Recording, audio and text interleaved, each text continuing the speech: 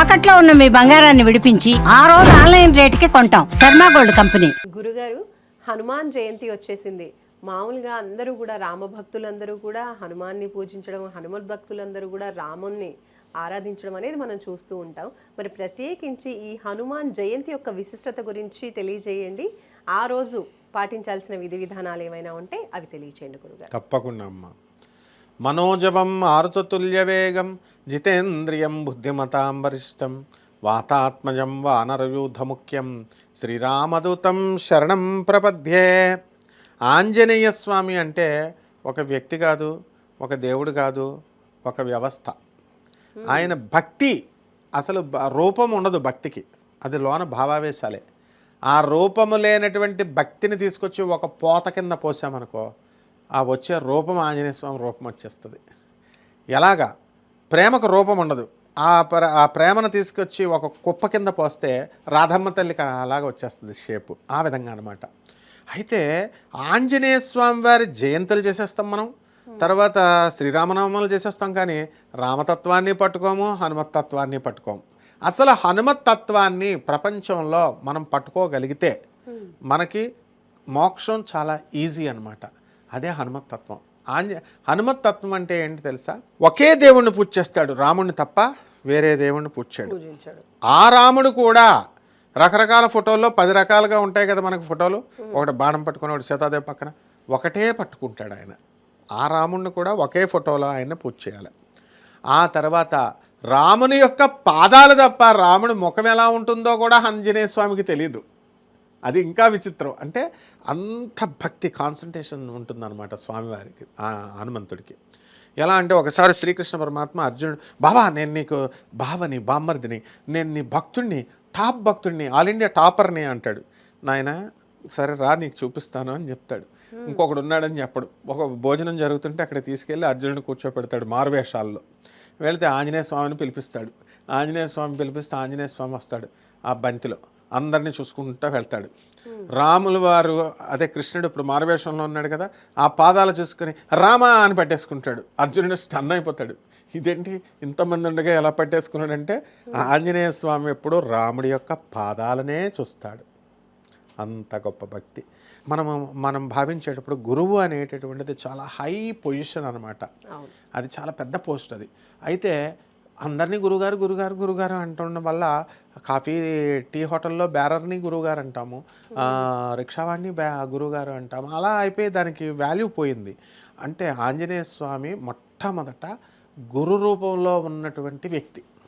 తులసీదాస్కి రామచంద్ర ప్రభు దర్శనం అవట్ల.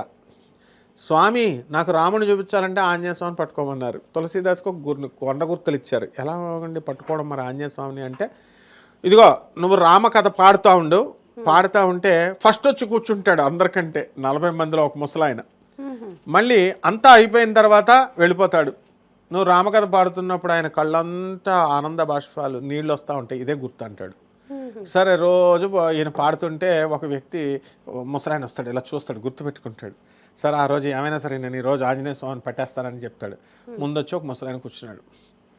ఈయన రామకథ, మనకి సుందరకాండ, ఇవన్నీ రామనామాన్ని జపించేసరికి అప్పుడు ధ్యాయే దాజానుబాహుం ధృతశరధనుషం బద్ధ పద్మాసనస్థం పీతం వాసోపసానం నవకమల దళస్పర్ధి నేత్రం ప్రసన్నం వామాంకారూఢ సీతా ముఖ కమల మిల్లల్లోచనం నీరదాభం నానాలంకారదీప్తం దదత మురజటామండలం రామచంద్రం అని అనగానే కళ్ళంట నీళ్ళు వచ్చేస్తున్నాయి, వెళ్ళి పట్టేసుకుంటాడు. ఈయన రోజు అబ్జర్వ్ చేశాడు 2-3 రోజులు. లాస్ట్లో ఈయన వెళ్తున్నాడు, ఈ ముసలాయన అని చెప్పేసి లాస్ట్కి వెళ్ళి పట్టేసుకొని, ఆంజనేయ నాకు దర్శనం ఇప్పించు స్వామి అన్నాడు. రామదర్శనం సరే అన్నాడు, ఇప్పించాడు. అప్పుడు సుందరకాండ మనకు అప్పచెప్పేశాడు ఇక తులసీదాస్. ఆ విధంగా గోవర్ధన పర్వతం తెలుసు కదా, శ్రీకృష్ణ పరమాత్మ ఎత్తేసాడు. ఆయన ఉద్ధరించింది కూడా ఆంజనేయ స్వామి. శ్రీరామచంద్ర ప్రభువు ఇవన్నీ జరిగినాయి హనుమత్ జయంతి రోజున అనమాట. అందుకు చెప్తున్నాను. ఇక్కడ ఏం జరిగింది, ఆయన గోవర్ధన రామచంద్ర ప్రభువు వెళ్ళి తీసుకురా నాయన రాళ్ళన్నీ మనం రామసేతు కట్టేస్తున్నామంటే లంక మీద బ్రిడ్జి ఒక్కొక్క రాయి పట్టుకొస్తున్నాడు.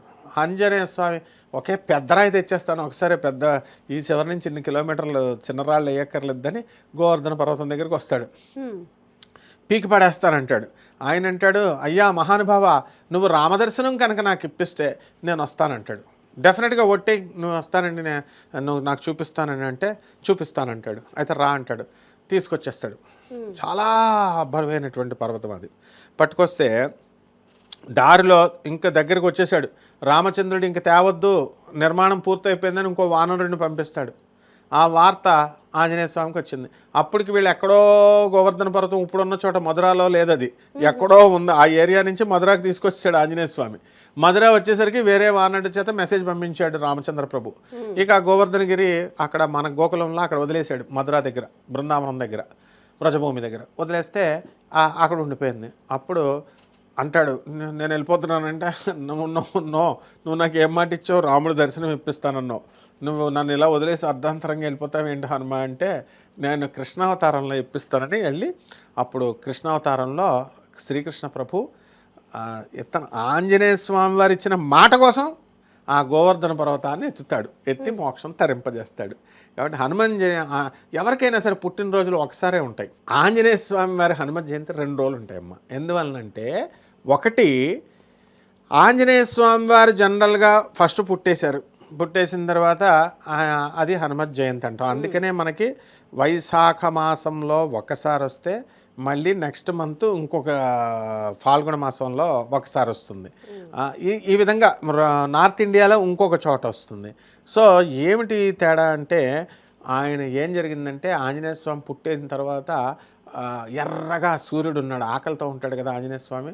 ఇది యాపిల్ పండు అనుకున్నాడు, ఆకాశంలో జుమ్ అని పైకి వెళ్ళిపోయి దాన్ని పట్టేసుకుంటే అమ్మ బాబో ఈయన తినేసేలా ఉన్నాడని చెప్పి ఇంద్రుడు ఏం చేస్తాడు, తన వజ్రాయుధంతో కొడతాడు ఆంజనేయ స్వామి. చిన్న డేస్ బేబీ ఆంజనేయ స్వామి అప్పుడు పడిపోతాడు, ఆకాశం నుంచి పడిపోయి మూర్ఛపడిపోవడం అంటే ఏంటి, అక్కడ మరణించడమే. మూర్ఛ అంటే మరణమే.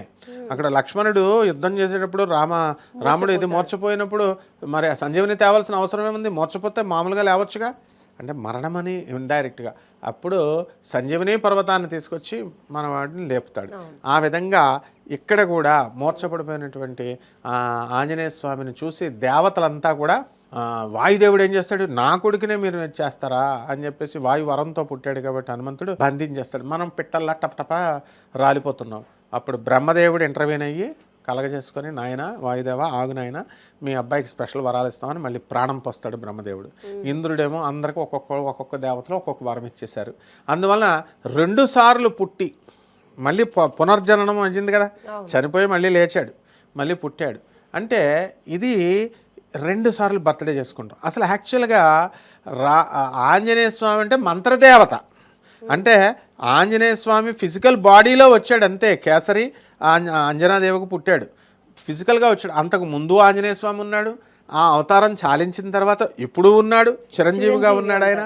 తర్వాత నవమ బ్రహ్మ అవుతాడు రేపు వైవస్వత మన్వంతరం అయిన తర్వాత వచ్చే కొత్త మనువులో.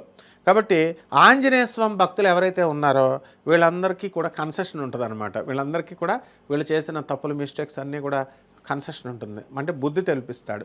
ఎలా తెప్పిస్తాడు, బుద్ధిర్బలం యశోధైర్యం మరాగత్వ అజాడ్యం వాక్పటుత్వచ్వ హనుమత్ స్మరణాత్ భవేత్ అన్నాడు.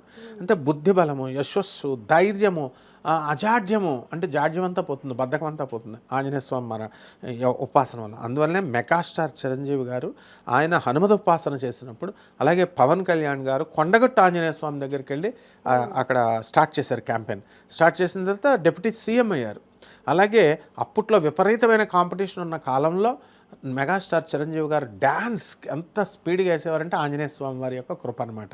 హనుమత ఉపాసకులకి అంత యాక్టివ్ అవుతారు, అంత స్పీడ్ పెరుగుతుంది. వాయువేగం, మనోవేగం, మనోజవం, మారుతతుల్య వేగం, గాలి కంటే స్పీడు, మనసు కంటే స్పీడు.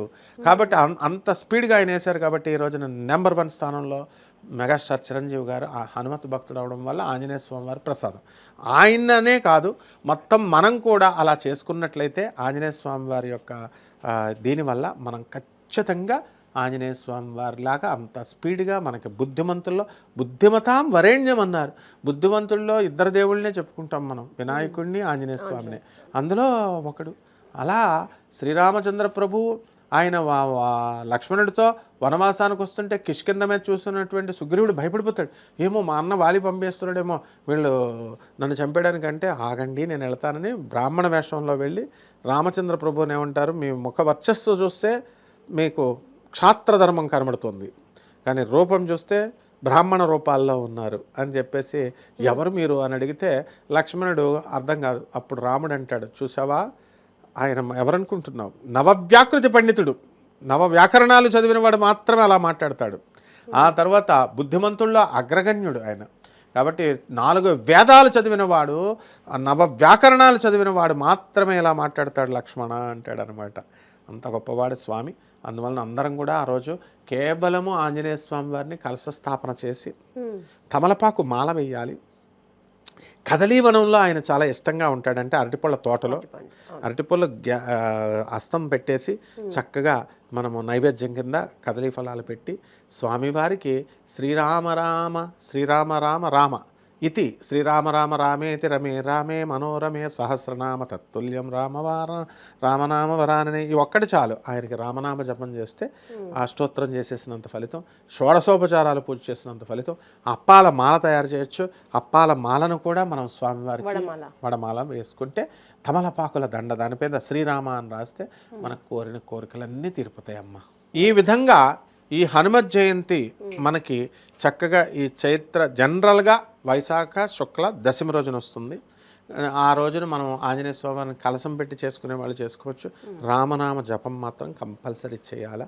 ఆంజనేయ స్వామి వారిని చేయకపోయినా పర్లేదు. ఆ రకంగా ఆంజనేయ స్వామి వారి జపం చేయకపోయినా పర్లేదు, కానీ రామనామ జపం మాత్రం చేయాలి. చేస్తే స్వామివారికి మనకు అన్ని కోరికలు తీరుస్తారమ్మా. రైట్ గురుగారు, ధన్యవాదాలు. ధన్యవాదాలు.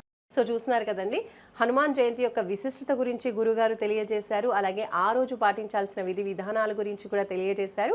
కాబట్టి అంటే ఏం చేసినా చేయకున్నా కూడా జస్ట్ రామనామ స్మరణ వల్లే హనుమంతుడు ప్రసన్నం అయిపోతారు అని అంటూ ఉంటారు. కాబట్టి అంతటి విశిష్టమైనటువంటి హనుమాన్ జయంతి రోజున గురుగారు చెప్పినట్టుగా విధి విధానాల్ని పాటించుకుంటూ ఆ రాముడిని అలాగే హనుమంతుడిని కూడా ప్రసన్నం చేసుకుని హ్యాపీగా లైఫ్ అంతా సాగిపోవాలని కోరుకుంటూ నమస్తే. చూస్తూనే ఉండండి సుమన్ టీవీ.